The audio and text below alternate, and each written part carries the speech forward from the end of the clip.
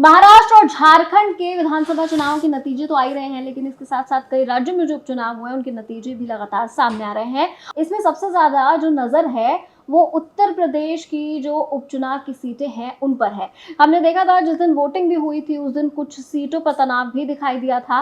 Exit poll में जो नतीजे लगभग दिखाई दे रहे थे कुछ कुछ वैसा ही परिणाम इस वक्त दिखाई दे रहा है। हालांकि लगातार नंबर बदल रहा है। जब सुबह वोटिंग शुरू हुई थी, जब सुबह नतीजे आने शुरू हुए थे तो उस वक्त दिख रहा था कि बीजेपी 6 से 7 सीट जीत रही है, लेकिन अब कहीं ना कहीं सपा भी रेस में आ गई है, 3 सीटों पर दिखाई दे रही है। आपको बता देती हूँ मैं, फिलहाल मीरापुर से आरएलडी आगे चल रही है जो बीजेपी के साथ चुनाव लड़ रही है। कुंदरकी से बीजेपी, गाजियाबाद में बीजेपी, खैर पे बीजेपी, करहल पर समाजवादी पार्टी, सिसामाऊ पर समाजवादी पार्टी, फूलपुर पे बीजेपी आगे है, कटेरी में सपा आगे है, मंझवा सीट पर भी बीजेपी आगे है। अभी परिणाम में बदलता है कि नहीं ये तो आपके साथ एबीपी लाइव पर जरूर शेयर करेंगे, लेकिन लगभग इस समय तक आते आते कहते हैं कि नतीजे तय हो ही जाते हैं। मेरे साथ 2 गेस्ट भी मौजूद हैं, बात इसी पे करेंगे कि क्या ये जो नतीजे हैं परिणाम में बदलेंगे, और अगर बदलते हैं तो समाजवादी पार्टी के लिए क्या ये झटका होगा, खासकर लोकसभा के बाद। सर प्रशांत सर, सबसे पहले आपके पास आऊंगी। ये जो अगर नतीजे आते हैं, यही फाइनल आंकड़े बनते हैं, तो आपको लग रहा है कि सपा को थोड़ा झटका मिला है लोकसभा के बाद स्पेशली? देखिए सृष्टि, अगर अभी जो रुझान है उसके हिसाब से 6 सीटों पर बीजेपी आगे है और 3 सीटों पर सपा आगे है। एक सीट है फूलपुर की, जहाँ पे बीजेपी सिर्फ 2000 के मार्जिन से अभी आगे चल रही है। तो वो एक ऐसी सीट है जो फंसी हुई है, मतलब उसमें नतीजे अभी भी बदलने की रुझान जो है वो आगे जाके पलट सकते हैं। तो अगर वो रुझान पलटते हैं और सपा उस सीट को जीतती है तो ये आंकड़ा होगा 5 और 4 का। तो 5 और 4 का आंकड़ा अगर हम देखें तो ये बुरा इसलिए नहीं है क्योंकि इन सीटों का अगर पिछला नतीजा देखें तो इन 9 में से 4 सीटों पे सपा और 5 सीटों पे बीजेपी का पहले वो रहा है। तो अगर ये नतीजे आते हैं तो ये सपा के लिए अगर बहुत खुशी वाली बात भी नहीं तो बहुत गम वाली बात भी नहीं, क्योंकि वो 5-4 वाला पुराना ही आंकड़ा आएगा। लेकिन अगर फूलपुर की सीट बीजेपी हार जाती है, बीजेपी जीत जाती है और सपा के पास 3 सीटें रहती हैं और बीजेपी के पास 6 सीटें रहती हैं, तो जो लोकसभा में जो अच्छी बड़ी जीत का जो एक मार्जिन सेट हुआ था वो कहीं ना कहीं सपा के लिए कमज़ोर साबित होगा। और अगर इसे दोनों पार्टियां, बेसिकली बीजेपी और सपा ही उपचुनाव में आमने सामने हैं और इसे 2027 के सेमीफाइनल के तौर पे देख रही हैं, तो इन नतीजों के हिसाब से सेमीफाइनल में तो फिर सपा कमज़ोर पड़ रही है। क्या कहेंगे नितिन सर? प्रशांत सर ने जिसे कहा कि इसमें फूलपुर का ही मैटर है, फूलपुर से कटहरी में भी ऐसा ही हो रहा है किस्सा, जहां सपा बहुत हल्के मार्जिन से, हालांकि गैप बढ़ रहा है थोड़ा धीरे धीरे, लेकिन अभी भी 2000 के आसपास है, जो स्थिति ऑलमोस्ट फूलपुर वाली है। तो वहां पे टफ फाइट दोनों जगह पे लग रही है। हालांकि अगर ये सारे नतीजे ओवरऑल जैसे 6-3 में रहती है तब तो ये बीजेपी के लिए बढ़त है, और अगर ये 5 या 4 में आ जाती है तो 5 या 4 में आने का मतलब कि एक तरह से ये टाई है, और 27 की लड़ाई को अगर सेमीफाइनल देखा जाता है तो ये होगा कि नहीं, ये फाइट ऑलमोस्ट तब हम बराबर वाले प्लेटफॉर्म पे हैं। इस अगर 5-4 के नतीजे पे तो हम हिसाब बराबर, चलिए ठीक है, ना कोई ज़्यादा जीता ना कोई हार। लेकिन अगर ये 6 और 3 पे रह जाता है तो ये बढ़त बीजेपी के लिए है, जो अभी 6 महीने पहले अगर हम 3 हिस्सों में देखें, आज को वर्तमान मांगे तो जो पास्ट जो लोकसभा था उसका ये जवाब होगा, और फ्यूचर 27 में। तो इन दोनों जगह पे कि लोकसभा का एक हिसाब बराबर हुआ और 27 के लिए बीजेपी बहुत अच्छे से अपने को प्रोजेक्ट करेगी। तो ये कहीं ना कहीं साथ बचाने की लड़ाई वाला मामला भी था, क्योंकि हमने देखा लोकसभा के बाद बहुत ज़्यादा सीएम योगी को टारगेट किया गया, पार्टी के अंदर भी टारगेट किया गया, बहुत सारी आवाज़ें उनके खिलाफ उठी।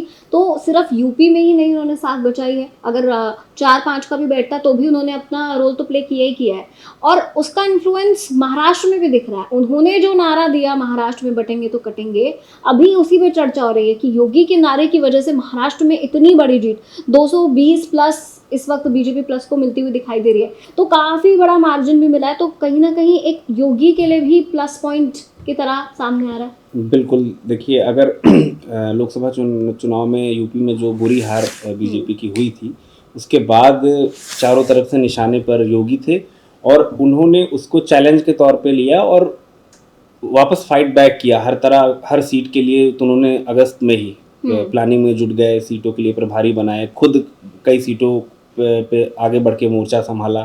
और बाईपोल में तो यूपी में तो वो सक्रिय थे ही, महाराष्ट्र में भी सक्रिय हुए। अब देखिए बटेंगे तो कटेंगे वाले नारे का सवाल है, तो वो बिल्कुल ऐसे है कि अभी वहाँ क्लीन स्वीप वाला मामला है तो वो नारे का विन विन है, लेकिन अगर वही बीजेपी वहाँ बुरी सिचुएशन में होती तो वही नारा के लिए सिरदर्द भी बन सकता था।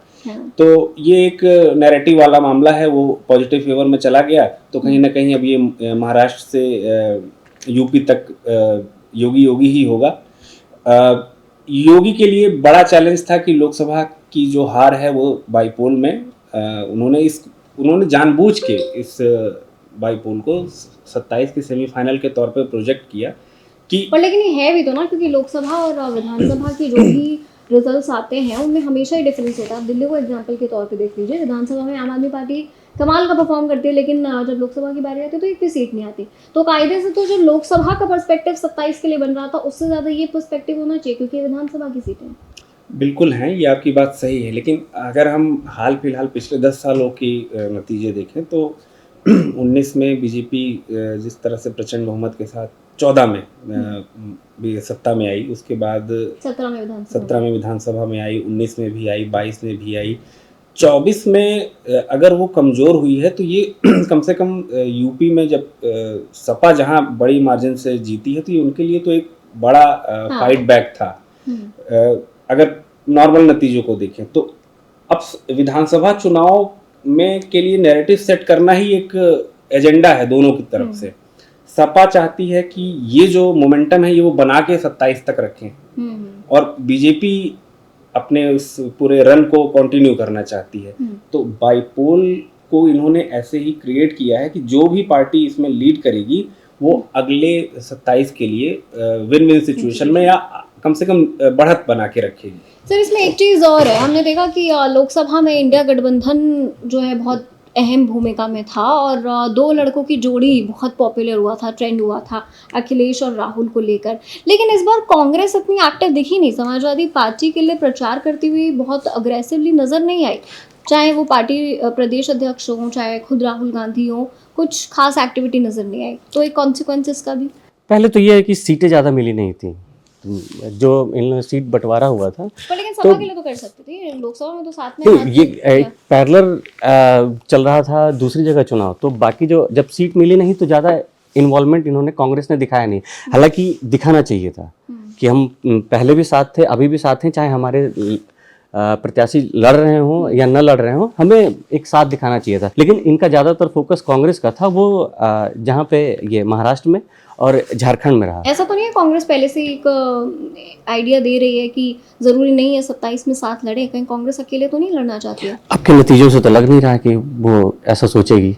नहीं, मुझे बिल्कुल नहीं लगता कि कांग्रेस इस नज़रिए से कभी भी सोचेगी, क्योंकि यूपी, देश की बात छोड़ दें, यूपी में सीटों की कमी नहीं है, सीट बहुत हैं और कांग्रेस को ये असलियत पता है कि वो सपा से बड़ी पार्टी नहीं है, कम से कम अभी तो फिलहाल नहीं है। और जमीनी हकीकत चुनाव में भी जो जीत उनकी हुई है, कहीं ना कहीं वो सपा के कैडर का बहुत बड़ा उसमें रोल रहा है। अब बाईपोल में बात करें अगर, तो अगर यहाँ पे दो लड़कों की जोड़ी एक बार प्रचार में उतरती तो उसका फायदा जरूर होता समाजवादी पार्टी को, क्योंकि अगर एक बार भी राहुल और अखिलेश किसी एक जगह भी इकट्ठा होकर के प्रचार करते तो कम से कम कांग्रेस का जो कैडर है, जो कार्यकर्ता हैं, जो उनके वोटर हैं, वो हो सकता है और ज़्यादा भारी मात्रा में सपा की तरफ जाते। ये एक फायदे वाली बात है। अब क्योंकि महाराष्ट्र और झारखंड में और जगहों पे भी चुनाव हो रहे थे और कांग्रेस उन जगहों पे बड़ी पार्टी है, तो जाहिर सी बात है उनका इन्वॉल्वमेंट वहाँ ज़्यादा होना था। लेकिन अगर यूपी में वो एक बार भी वो इन्वॉल्वमेंट दिखाते तो यहाँ सपा को फायदा, जैसे कि योगी ने किया था। योगी बाकी राज्यों में भी गए, लेकिन यहाँ की 9 सीटों पे कॉन्टिन्यूसली मतलब उन्होंने दौरे किए, रैलियां की, और जो नारे की बात है जो बटेंगे कटेंगे, क्योंकि इस बार का जैसे पिछली चुनाव का जो टारगेट थे योगी थे, अगर यूपी को देखा जाए तो इस बार भी चुनाव कहीं भी हो नारा मतलब योगी ही योगी थे। उनका जो नारा था वो हर जगह काम किया, महाराष्ट्र में भी चला, झारखंड में चला। असर भले अलग अलग हुआ हो, लेकिन मतलब काफ़ी दिनों बाद बीजेपी ने एक नारा भी निकाला, मतलब जो इतना पॉपुलर हुआ उसकी तरफ से निकला हुआ नारा, तो उसका इम्पैक्ट दिखा। और ये शायद ट्वीट किया और उसको मॉडिफाई किया उसको कि एक है तो सेफ है। चीज़ ये भी लगती है कि बाईपोल, मुझे लगता है कि वो किसी मुद्दे या सत्ता बदलने के लिए नहीं ये सत्ता बदलने के लिए थी इस माइंडसेट के साथ लोग जाते नहीं हैं, क्योंकि अभी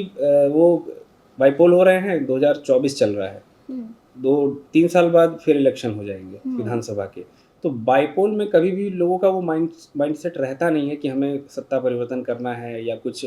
अभी आप नतीजे अगर देखेंगे तो कमोबेश वही नतीजे हैं जो इसके पहले रहे हैं। एक आध सीट का हेर फेर अगर होगा तो होगा। जो सपा के गढ़ हैं करहल, सीसामऊ और कटहरी, उन पे अपना आगे ही चल रही है। एक आध सीट कोई ना कोई आगे पीछे हो। एक्चुअली इसको इंटरेस्टिंग बना दिया गया ना कि जब इसमें बड़े बड़े चेहरे उतरे, जैसे मायावती उतरी, चंद्रशेखर का इन्वॉल्वमेंट दिखा, एक्टिवली अखिलेश भी, मतलब अखिलेश और योगी, मतलब बहुत रेयरली ऐसा देखने को मिलता है कि मतलब इतने बड़े बड़े नेता बाइपोल में दिखे, इसलिए ये इंटरेस्टिंग भी हो गया। और वोटिंग के दिन जो हुआ 3 सीटों पे, उसने मतलब लोगों का मतलब एक इंटरेस्ट और जगाया कि क्या होने वाला है। हालांकि उस सीटों पे मुझे नहीं लग रहा कि एक बस वो है सीसामऊ जहाँ पे सपा को फायदा दिखता नज़र आ रहा है, नहीं तो बाकी दोनों जिसमें हंगामा हुआ था।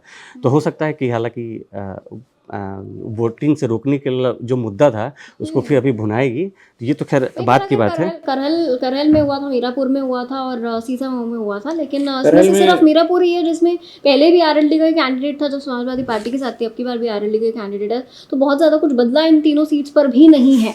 तो सपा का जो मोटिव था उस दिन का वो कोई खास मतलब उसी दिन के लिए वो ठीक था, उसका कोई आगे फायदा ले पाएंगे ऐसा कुछ लग नहीं रहा है। देखिए, सपा ने आरोप लगाया था कि मीरापुर, कुंदरकी और सीसामऊ में मुस्लिम वोटर्स को, मुस्लिम वोटर्स या उनके कोर वोटर्स को वोट डालने से रोक रही है, और उनकी शिकायत पे ईसी का एक्शन भी हुआ था। तो कहीं ना कहीं जो उनकी शिकायत थी ईसी के एक्शन से वो कई मायनों में मुहर लगी है, इस पे मुहर लगती है। तो मतलब वो अभी भी, कल भी उन्होंने मांग की कि मीरापुर के 52 बूथों पे फिर से वोटिंग कराई जाए। अखिलेश लगातार वीडियो भी पोस्ट कर रहे थे कि कैमरे के सामने धांधली हो रही है, कथित तौर पे उनके आरोप हैं। तो अब ये आरोप कितने सच हैं कितने गलत, ये तो चुनाव आयोग और प्रशासन ही जानेगा। लेकिन इस अगर भी सपा पीछे रहती है तो ये, क्योंकि वो वोटिंग के दिन ये चीज़ें मुद्दे उठा चुके हैं, वो इस मुद्दे को कंटिन्यू करके आगे जाएंगे कि धांधली और प्रशासन के दबाव से। इसमें मैटर करेगा डिफरेंसेस से, कितने से जीतते या कितने से हारने वाला, कितने मार्जिन से रहता है, ये मैटर हो सकता है। मुद्दा बन सकता है कि अगर वो मार्जिन कम रहा तो फिर ये सपा 27 तक के लिए हथियार रहेगा इनके पास। चलिए, तो कॉन्वर्सेशन को यहाँ पे कंक्लूड कर रहे हैं, लेकिन जो भी फाइनल परिणाम होंगे आप तक जरूर पहुंचाएंगे। लगातार एबीपी लाइव इसकी कवरेज कर ही रहा है, आपको अपडेट भी लगातार शेयर कर रहे हैं। बने रहिए हमारे साथ, देखते रहिए एबीपी लाइव।